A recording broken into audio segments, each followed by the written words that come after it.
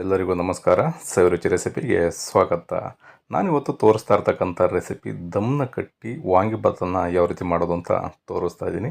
ನನ್ನ ಹಳೆ ವಿಡಿಯೋದಲ್ಲಿ ವಾಂಗಿಭಾತ್ ಗೊಜ್ಜನ್ನು ಮಾಡಿಕೊಂಡು ವಾಂಗಿಭಾತ್ ಮಾಡೋದನ್ನು ತೋರಿಸಿದ್ದೆ. ಬನ್ನಿ ಇವತ್ತು ಕುಕ್ಕರ್ನಲ್ಲಿ ಈ ರೀತಿ ರುಚಿಕರವಾದಂಥ ವಾಂಗಿಭಾತನ್ನ ದಮ್ ಕಟ್ಟಿ ಯಾವ ರೀತಿ ಮಾಡೋದು ಅಂತ ತೋರಿಸ್ತಾ ಇದ್ದೀನಿ. ಬನ್ನಿ ನೋಡೋಣ ಇದಕ್ಕೆ ಏನೇನು ಪದಾರ್ಥಗಳು ಬೇಕು ನೋಡ್ಕೊಳ್ಳೋಣ.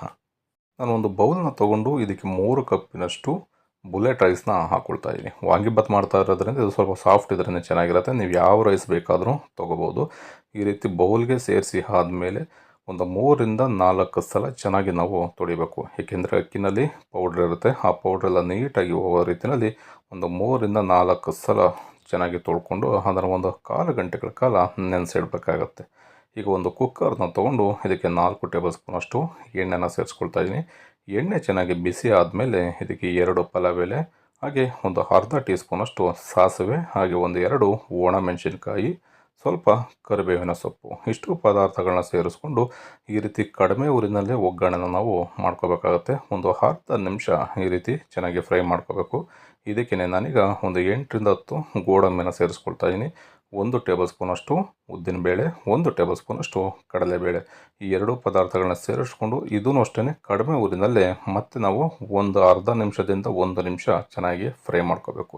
ಈ ರೀತಿ ಒಗ್ಗರಣೆನ ಮಾಡಬೇಕಾದ್ರೆ ಯಾವತ್ತೂ ಅಷ್ಟೇ ಉರಿನ ಕಡಿಮೆ ಇಟ್ಕೊಂಡು ನಾವು ಮಾಡಬೇಕಾಗತ್ತೆ. ಉರಿನ ಜಾಸ್ತಿ ಕೊಟ್ಟರೆ ನಾವು ಒಗ್ಗರಣೆ ಪದಾರ್ಥಗಳು ಏನು ಸೇರಿಸಿರ್ತೀವಿ ಅದೆಲ್ಲ ಸೀದೋಗ್ಬಿಡುತ್ತೆ. ಈ ರೀತಿಯಲ್ಲಿ ಒಂದು ಅರ್ಧದಿಂದ 1 ನಿಮಿಷ ಚೆನ್ನಾಗಿ ಸ್ವಲ್ಪ ಗೋಡಂಬಿ ಇದೆಲ್ಲ ನಿಮಗೆ ಕ್ರಿಸ್ಪಿ ಬರಬೇಕು ಅಲ್ಲಿವರೆಗೂ ಬೇಯಿಸ್ಕೊಳ್ಳಿ.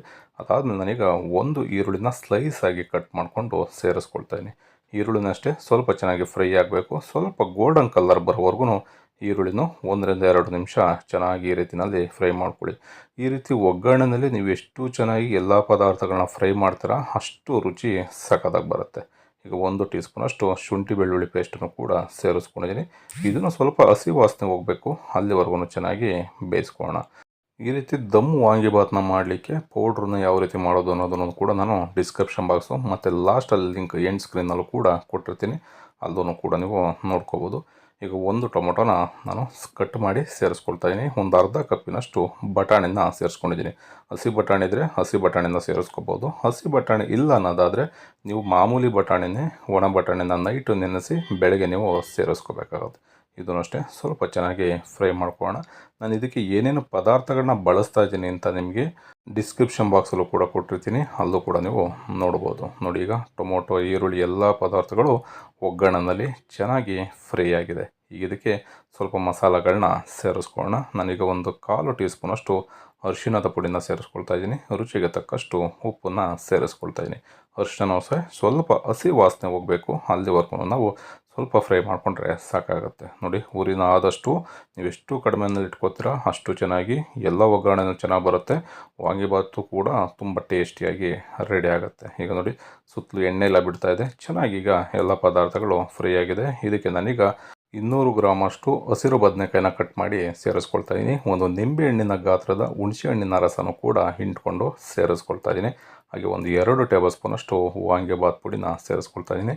1 ಟೇಬಲ್ ಸ್ಪೂನಷ್ಟು ಅಚ್ಕಾರದ ಪುಡಿ, ಮೆಣಸು ಪುಡಿನ ಸೇರಿಸ್ಕೊಳ್ತಾ ಇದ್ದೀನಿ. ನಾನು ಆಗಲೇ ಹೇಳ್ದಾಗೆ ವಾಂಗಿಭಾತ್ ಪುಡಿನ ಯಾವ ರೀತಿ ಮಾಡೋದು ಅನ್ನೋದನ್ನು ಮನೆಯಲ್ಲೇ ಮಾಡೋದನ್ನು ನಾನು ಆಲ್ರೆಡಿ ಮಾಡಿ ವಿಡಿಯೋನ ಅಪ್ಲೋಡ್ ಮಾಡಿದ್ದೀನಿ. ಅದು ಎಂಡ್ ಸ್ಕ್ರೀನ್ನಲ್ಲೂ ಇರುತ್ತೆ. ಡಿಸ್ಕ್ರಿಪ್ಷನ್ ಬಾಕ್ಸಲ್ಲೂ ಕೂಡ ನಿಮಗೆ ಲಿಂಕ್ನ ಕೊಟ್ಟಿರ್ತೀನಿ, ಅಲ್ಲೂ ಕೂಡ ನೀವು ವಾಂಗಿಭಾತ್ ಪೌಡ್ರ್ ಮಾಡೋದನ್ನು ನೋಡ್ಬೋದು. ಈ ರೀತಿಯಲ್ಲಿ ಇಷ್ಟು ಮಸಾಲೆಗಳನ್ನ ಸೇರಿಸ್ಕೊಂಡು ಮತ್ತೆ 1 ನಿಮಿಷ ಈ ರೀತಿ ಕಡಿಮೆ ಉರಿನಲ್ಲೇ ಚೆನ್ನಾಗಿ ಮಿಕ್ಸ್ ಮಾಡ್ಕೊಳ್ಳಿ. ಅದಾದಮೇಲೆ ನಾವು ನೆನೆಸಿಟ್ಕೊಂಡಿರ್ತಕ್ಕಂಥ ಅಕ್ಕಿನ ಇದಕ್ಕೆ ಸೇರಿಸ್ಕೋಬೇಕಾಗತ್ತೆ. ಆಲ್ರೆಡಿ ಒಂದು 1/4 ಗಂಟೆ ಅಕ್ಕಿ ನೆಂದಿದೆ. ಇದನ್ನು ಜಾಸ್ತಿ ನಾವು ಮಿಕ್ಸ್ ಮಾಡೋದಕ್ಕೆ ಹೋಗಬಾರ್ದು. ಅಕ್ಕಿ ನೆಂದಿರೋದ್ರಿಂದ ಎಲ್ಲ ಹುಡಿ ಆಗಿಬಿಡುತ್ತೆ, ಅಂದರೆ ಒಡೆದೋಗ್ಬಿಡುತ್ತೆ. ಹಾಗಾಗಿ ಈ ರೀತಿ ಸ್ವಲ್ಪ ನಿಧಾನಕ್ಕೆ ಸ್ವಲ್ಪ ನಾವು ಮಿಕ್ಸ್ ಮಾಡ್ಕೋಬೇಕು.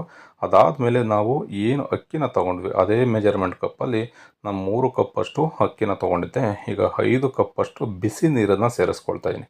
ನೀರನ್ನು ಸಪ್ರೇಟಾಗಿ ನಾನು ಕಾಯಿಸ್ಕೊಂಡಿದ್ದೆ, ಬಿಸಿ ನೀರನ್ನು ಸೇರಿಸ್ತಾ ಇದ್ದೀನಿ. ಈ ರೀತಿ ಬಿಸಿ ನೀರನ್ನು ಸೇರಿಸಿದ್ರೆ ನಾವು ಅಕ್ಕಿ ನೆನೆಸಿರೋದ್ರಿಂದ ಅಕ್ಕಿನೂ ಕೂಡ ಒಡೆದೋಗಲ್ಲ, ಬೇಗನೂ ಕೂಡ ನಿಮಗೆ ವಾಂಗಿಭಾತ್ ರೆಡಿ ಆಗುತ್ತೆ. ಕೊನೆಯಲ್ಲಿ ಈ ರೀತಿ ಸ್ವಲ್ಪ ಕೊತ್ತಂಬರಿ ಸೊಪ್ಪನ್ನು ಸೇರಿಸ್ಕೊಂಡು ಸ್ವಲ್ಪ ಮಿಕ್ಸ್ ಮಾಡ್ಕೊಳ್ಳಿ. ಮತ್ತು ಈ ರೀತಿ ಮಿಕ್ಸ್ ಮಾಡಿಕೊಂಡು ಒಂದು ಕುಕ್ಕರ್ ಲಿಡ್ಡನ್ನು ಕ್ಲೋಸ್ ಮಾಡಿ ಒಂದೇ ಒಂದು ವಿಷಲ್ ನಾವು ಕೂಗಿಸ್ಕೋಬೇಕಾಗುತ್ತೆ. ಯಾಕೆಂದರೆ ಅಕ್ಕಿನ ನಾವು ಆಲ್ರೆಡಿ ಚೆನ್ನಾಗಿ ನೆನೆಸ್ಕೊಂಡಿರ್ತೀವಿ.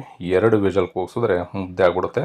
ಒಂದೇ ಒಂದು ವಿಷಲ್ ಕೂಗಿಸ್ಕೊಂಡ್ರೆ ನಿಮಗೆ ವಾಂಗಿಭಾತ್ ಮನೆಯಲ್ಲೇ ರೆಡಿ ಆಗುತ್ತೆ.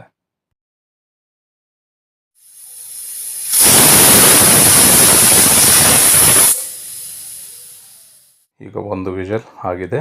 ಕುಕ್ಕರ್ ಕಂಪ್ಲೀಟಾಗಿ ತಣ್ಣಗಾಗಿ ಅದರಲ್ಲಿರ್ತಕ್ಕಂಥ ಏರೆಲ್ಲ ಹೋದ್ಮೇಲೆ ನಾವು ಕುಕ್ಕರ್ ಮುಚ್ಚಳನ ತೆಗಿಬೇಕಾಗುತ್ತೆ. ನೋಡ್ಬೋದು ಎಷ್ಟು ಸಖತ್ತಾಗಿ ದಮ್ ಕಟ್ಟಿರ್ತಕ್ಕಂಥ ವಾಂಗಿಬಾತ್ ಮನೆಯಲ್ಲೇ ರೆಡಿಯಾಗಿದೆ ಅಂತ. ತುಂಬ ಸಖತ್ತಾಗಿರುತ್ತೆ. ನೀವು ಪುಡಿನ ಮಾಡಿಕೊಂಡು ಗೊಜ್ಜನ್ನ ಮಾಡ್ಕೊಂಡು ವಾಂಗಿಬಾತ್ ಮಾಡಿಕೊಂಡ್ರೂ ಅದು ತುಂಬ ಚೆನ್ನಾಗಿರುತ್ತೆ. ಅದಕ್ಕಿಂತಲೂ ಇದು ಮಸಾಲೆ ಜೊತೆ ಬೇಯೋದ್ರಿಂದ ರುಚಿ ಜಾಸ್ತಿ ಇರುತ್ತೆ. ಈ ರೆಸಿಪಿ ನಿಮಗೆ ಇಷ್ಟ ಆಯಿತು ಅಂತ ಅಂದ್ಕೊಳ್ತೀನಿ. ಇಷ್ಟ ಆಗಿದರೆ ಆದಷ್ಟು ಜನಕ್ಕೆ ಶೇರ್ ಮಾಡಿ. ಹೊಸ್ದಾಗಿ ನಮ್ಮ ಚಾನಲ್ನ ನೋಡ್ತಾ ಇರ್ತಕ್ಕಂಥವ್ರು ಯಾರು ಸಬ್ಸ್ಕ್ರೈಬ್ ಮಾಡ್ಕೊಂಡಿಲ್ಲ ಅಂದರೆ ಸಬ್ಸ್ಕ್ರೈಬ್ ಮಾಡ್ಕೊಳ್ಳಿ. ನೀವು ಕೂಡ ಮನೆಯಲ್ಲಿ ಒಂದು ಸಲ ಈ ರೆಸಿಪಿನ ಟ್ರೈ ಮಾಡಿ ಹೇಗಿತ್ತು ಅಂತ ಕಮೆಂಟ್ ಮಾಡಿ ತಿಳಿಸಿ. Thank you.